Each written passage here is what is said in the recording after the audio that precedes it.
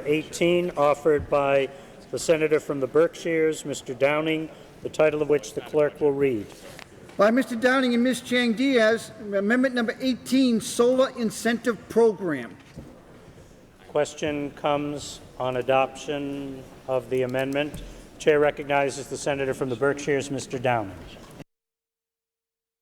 To the members, I rise first in support of the underlying bill and to thank the Senate President Pro Tem for the work that he has put in on this issue and so many issues around climate change. I also want to thank the Minority Leader and the other members of this body for their work that has made Massachusetts a real leader when it comes to climate change, to clean energy, efficiency, and conservation. The amendment that is before us now deals with one of the programs that has allowed Massachusetts to be as successful as we have been over these past 8 years. Just by way of background, in 2007, before some of the most sweeping climate, clean energy, and environmental legislation that this state has ever seen, Massachusetts had between 2 megawatts and 3 megawatts of solar energy across the 351 cities and towns that make up this Commonwealth. Today, as we debate this bill and consider this amendment, there is 867 megawatts of solar energy across Massachusetts. It is in all 350 of the 351 cities and towns, and we are working on making sure to get a project in the town of Monroe in my district. We have north of 10,000 people employed directly in the solar industry and north of 100,000 people employed in clean energy generally. The program that the amendment before us would impact is the net metering program. The two incentive programs that have led to that significant growth, between 300 and 400 times the growth of the capacity that we had just in early 2007, is the net metering program.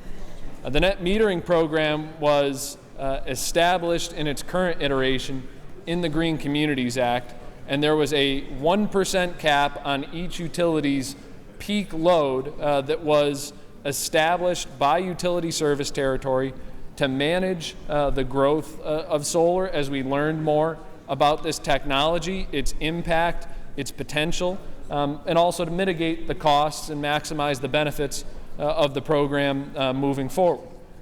We as a legislature, not just this Senate, but the House as well, along with the Patrick administration prior, have increased that cap on multiple times.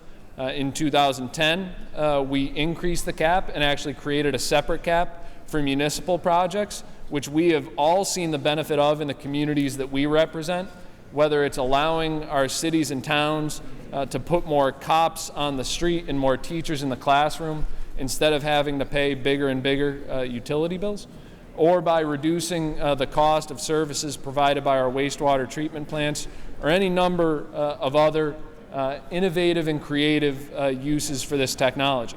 We created that cap of 1% for private load and 2% for public in the 2010 increase on the cap. In 2012, we lifted both of those caps to 3% and 3%. And under existing law, those caps are at 4% and 5%. So 9% of each of the utilities' peak load.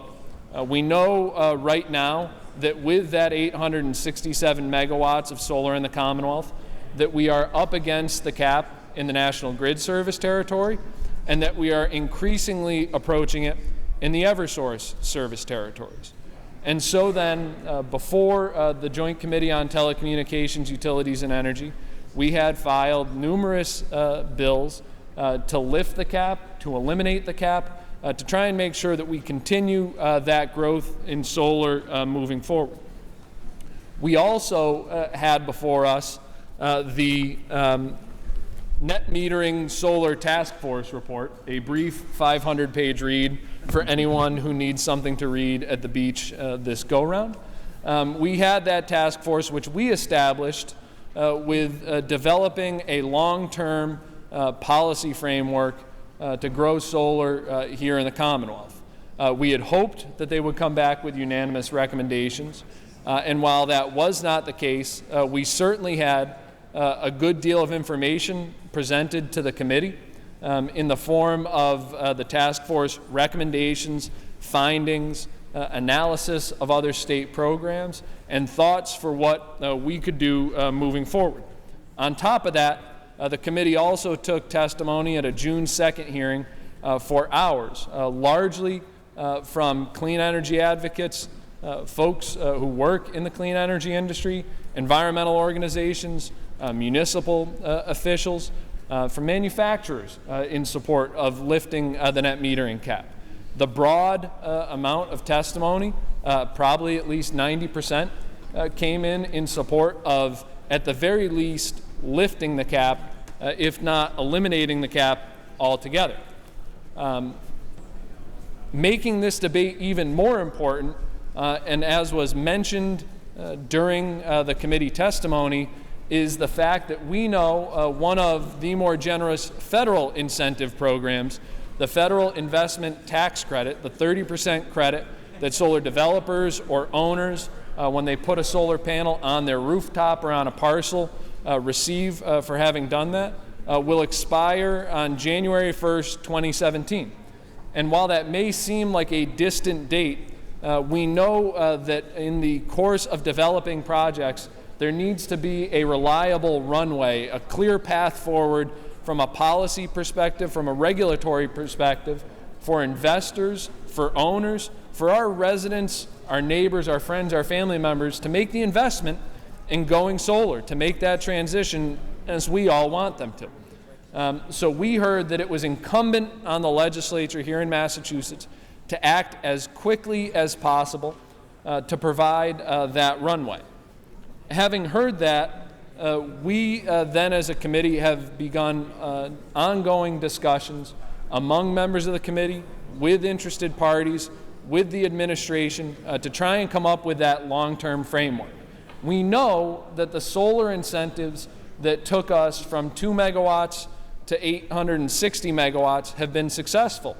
We also know, just by sheer common sense, that the incentives that we need to move forward will certainly be different than the ones we've had in the past. It is a different solar market, it's a different technology, and we all need to be ready to change to make sure that we are getting the best bang for the buck for ratepayers, both those who are seeing directly the benefits from solar and those who may be seeing them less directly, even if they don't have solar. Maybe their neighbors or their friends are benefiting from it. Maybe a family member is employed in the solar industry, right? We need to make sure we are doing the best by them. We also need to consider that we've gone through a transition here in Massachusetts. Governor Patrick established through regulation the goal of 1,600 megawatts of solar in Massachusetts, which would roughly be a doubling from where we are right now. That is not just an aspirational goal, that is in regulation right now. So retail energy suppliers, providers of basic service like our utility companies, or the competitive supplier who one of us might go out and procure our energy from, has to procure a certain amount of solar energy as part of the solar carve-out. I give Governor Baker all the credit in the world for having publicly stated, along with Secretary Beaton and their team, their support for that 1,600 megawatt goal. They deserve a great deal of credit for that. With that goal in place and endorsed by the new administration, the question before the legislature now is, how do we achieve that goal in the most efficient and effective way possible? How do we minimize costs and maximize benefits?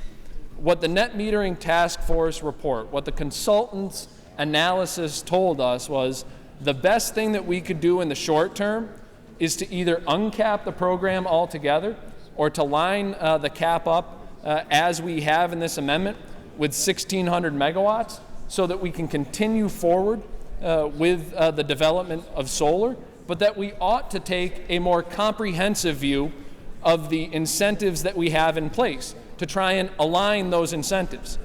That is what this amendment does. So we would change the caps, not doing the percentage by percentage base for each utility service territory, but rather we would have a 1,600 megawatt cap for the entire Commonwealth of Massachusetts to ensure that one utility or another does not bear all of the cost of that. We make sure that DPU has the authority to share and spread those costs through rates across the different service territories. We also, in this legislation, then say to the Department of Energy Resources that you ought to go out and begin a public process to try and align the incentives that we have based on certain guidelines.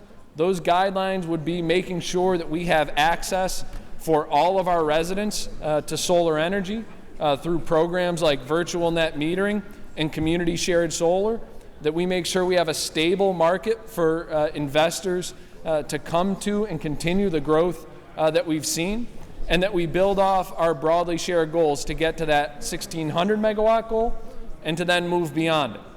That is the amendment that is before us now. I would also say this: in many other states, net metering has become a divisive topic. We have made the progress that we have made here in Massachusetts because we have had a coalition that has come together realizing and recognizing that the costs of acting on climate only grow with every day that we don't take more steps, that we don't take more bold action. So it is my hope as we move forward that that coalition sticks together, that we don't end up with the politicizing of our climate change debate, in particular our solar incentive debate. We have only been as successful as we could have been because of efforts of this body and of the House, of the administration, but certainly because of the efforts of environmental organizations and utilities alike. Yes, they've disagreed from time to time, but they have those broadly shared goals. We might disagree about the right way to address this immediate challenge with the net metering cap, but it isn't a matter of if we're going to move forward. This debate here, and I would hope in the House and certainly with the administration, is about how we move forward, about how we achieve that goal of 1,600 megawatts. Mr. President, in conclusion, I just say this. The issues that are before us on climate change are vast and sundry. The issues that are before us on net metering are clear and simple. The best way to achieve our solar goals is to raise the cap to 1,600 and to task the administration, to give the administration the authority to craft the program for what it looks like moving forward beyond that.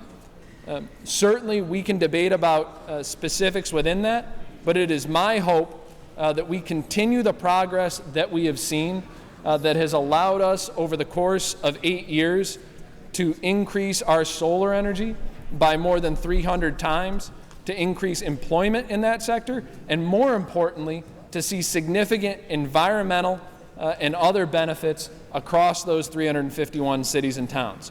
It's wholly consistent to include this amendment in this bill because it's about our adaptation to climate, our way to mitigate climate. So I thank the author of the bill, and I hope the amendment is adopted. This is the senator from Plymouth and Bristol, Mr. Pacheco. Thank you very